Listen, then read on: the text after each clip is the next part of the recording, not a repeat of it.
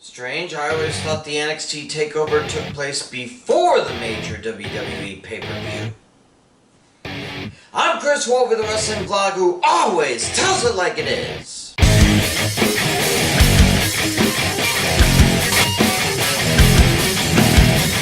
Apparently, Allegiant Stadium wanted SummerSlam on a Saturday, the first WWE pay-per-view to take place on a Saturday since SummerSlam 92.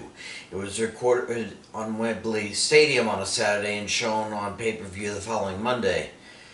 I think you'd need to go back to the first WrestleMania to get the last time a WWE Supercard took place on a Saturday and was shown live, though this was before pay-per-views were even a thing.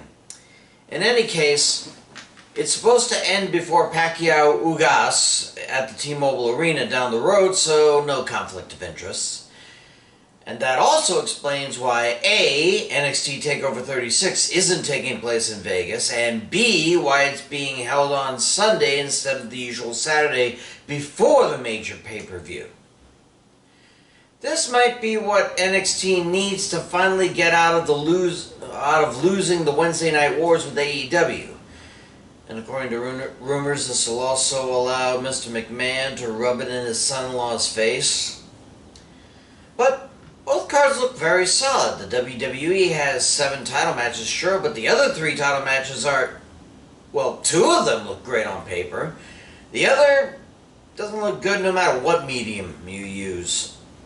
And NXT has 3 title matches, 1 quasi-title match, the end of the Undisputed Era, and the pre-show match.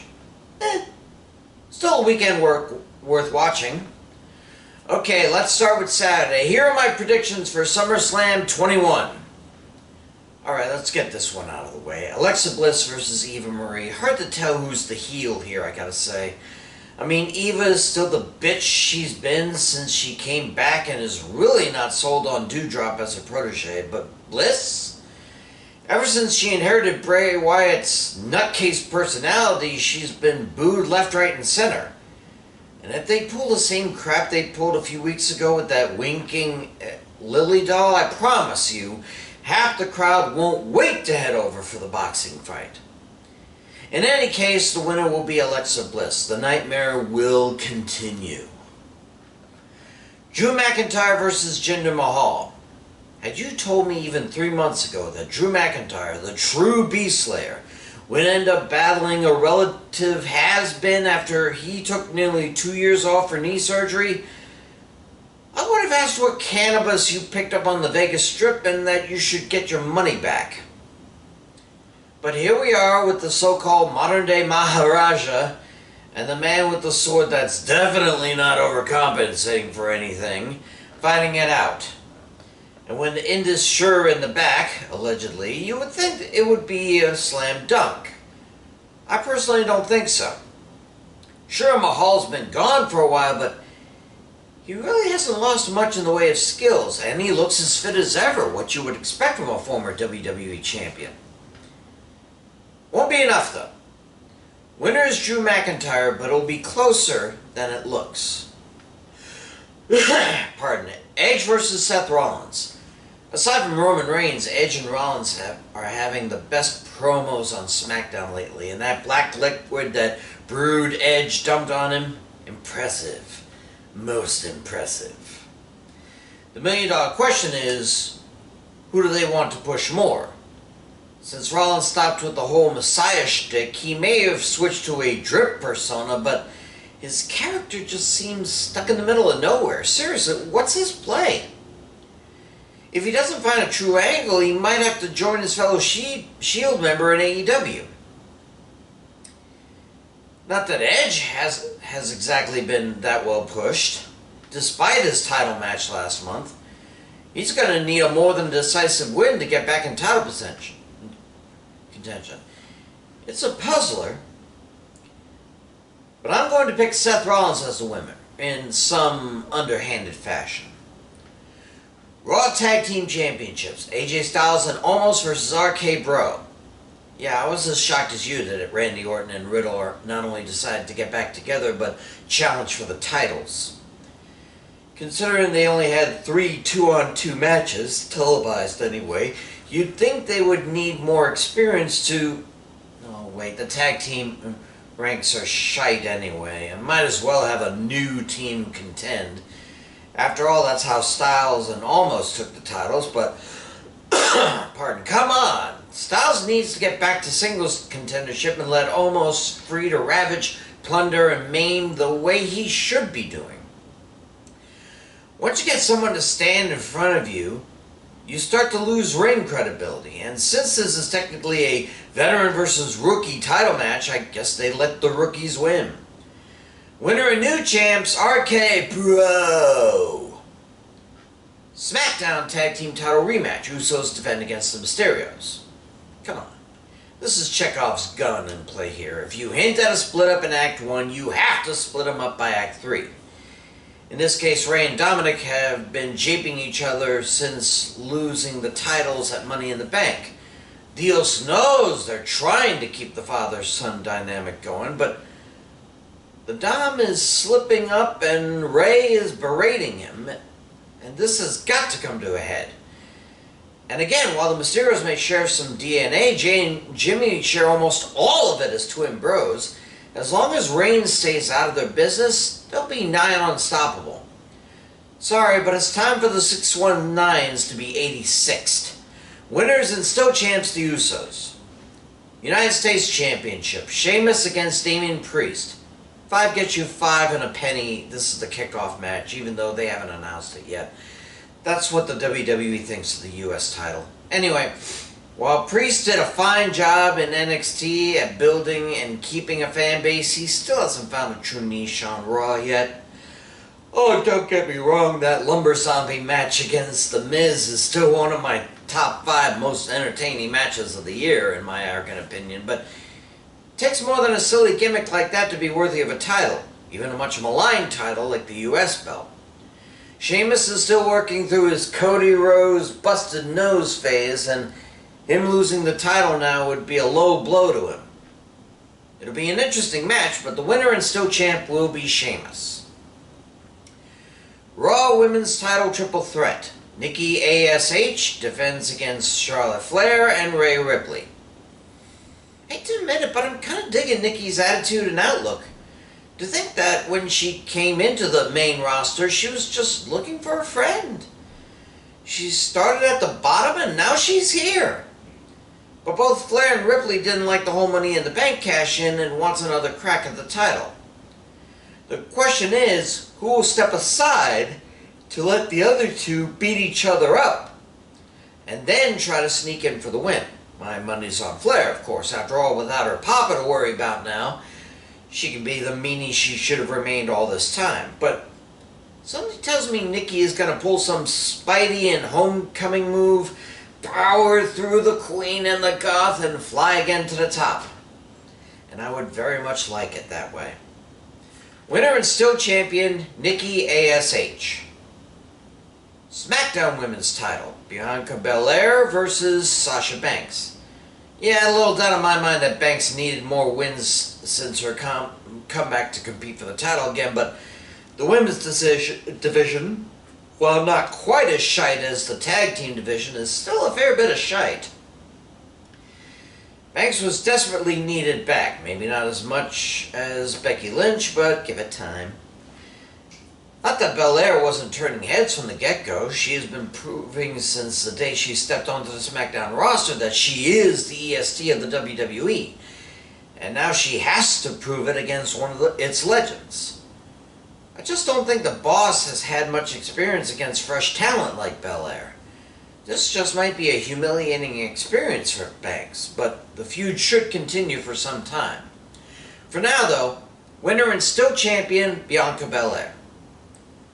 WWE Championship, the almighty WWE Champion Bobby Lashley versus Goldberg. The mainstay of sports entertainment for the last 60 plus years is the only primary title that has evaded the world's luckiest Jew. Excuse me. He won the World Heavyweight title, the WCW title, the Universal title, but the WWE title has always been beyond his reach. He won't get it this time, though. Lashley is a much, much different kind of fiend and monster than the ones Goldberg faced last year.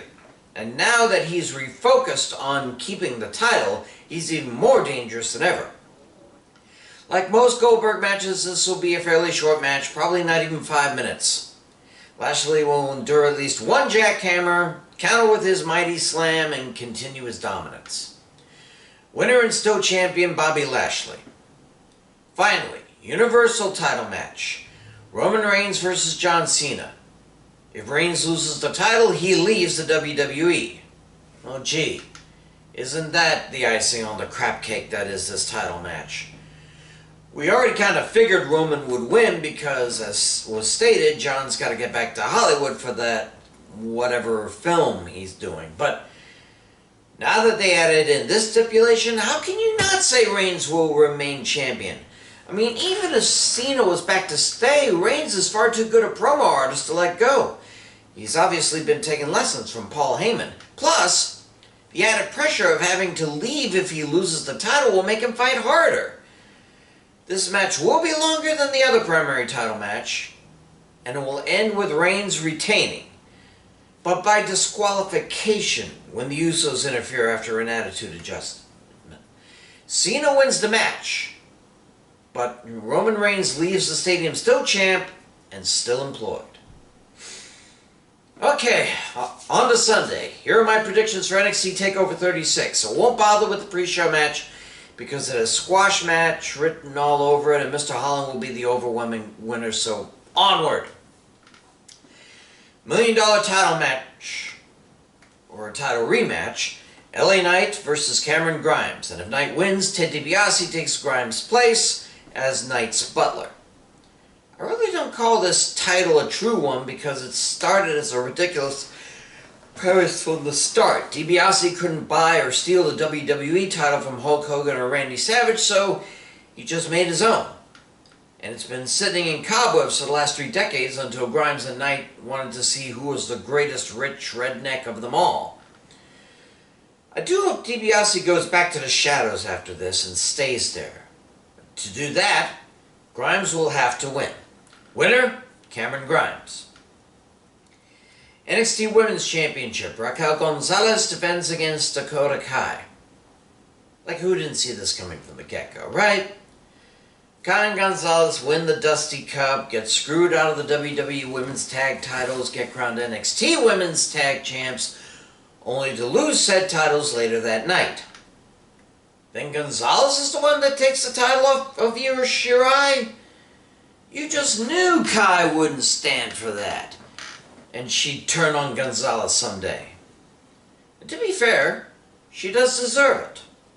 Gonzalez is a great competitor, but Kai's been here far too long not to get some gold to last. Winner and new champ, Dakota Kai. NXT United Kingdom title, Walter versus Ilja Dragunov. Can we just change the name to European title and get it over with, please? Then the NXT UK can tour around Europe and we can justify a Russian being UK champ. But seriously, this rivalry has been keeping NXT UK afloat for some time, it seems. For it to come to a head in the States is, well, it's both fitting and disappointing. Walter will no doubt have Imperium behind him until they're sent to the back for interference, but I honestly think it's time this long reign, and it's only so long because of COVID-19 stopping taping, to come to an end. Is Dragunov the right one to carry the title forward? No. But anything to take Imperium down a few pegs would be welcome at this point. Winner and new champion, Ilja Dragunov. 3 Stages of Hell match, aka the Undisputed End. Kyle O'Reilly versus Adam Cole. Many believe this is where Cole gets his papers and departs NXT for good, And not sure about that, but can't think of a better way to go out than one more round against O'Reilly. That's actually up to 3 more rounds. And don't get it twisted, it will go to 3 falls. Cole beat O'Reilly in a standard match, and O'Reilly beat Cole in an unsanctioned match, so falls 1 and 2 go to Cole and O'Reilly respectively, leaving cage to end it all. Both men have experience in cages, especially war games, but if this truly is Cole's last baby of a match, O'Reilly will have to be just a little better. Winner in 3 falls, Kyle O'Reilly. Finally, NXT Championship, Karrion Kross versus Samoa Joe. Look, I think we all know where this is going to go, right? Yes, Joe hasn't been active for over a year and was even fired earlier this year. But there's a reason Kross has been showing up on Raw lately, and it ain't to be a second coming of Kevin Owens. If he's going to stay on Raw, he needs to lose that belt. It's a bit of a shame, really, since he fought so hard to get it twice. I can probably see him winning the US title, but I'm not so sure the WWE title is obtainable for him. Not yet, anyway, maybe in a few years. One thing for certain is that history will be made as Joe becomes the first ever 3-time NXT champion. Like sand through his hourglass, so are the days of Kross's relevance. Winner and new champ, Samoa Joe. Whew! Those are my picks. And may they get back to regular Saturday NXT and Sunday WWE pay-per-views in November. I'm Chris Wolvie, the wrestling blogger who always tells it like it is. Stay safe, and I'll see you.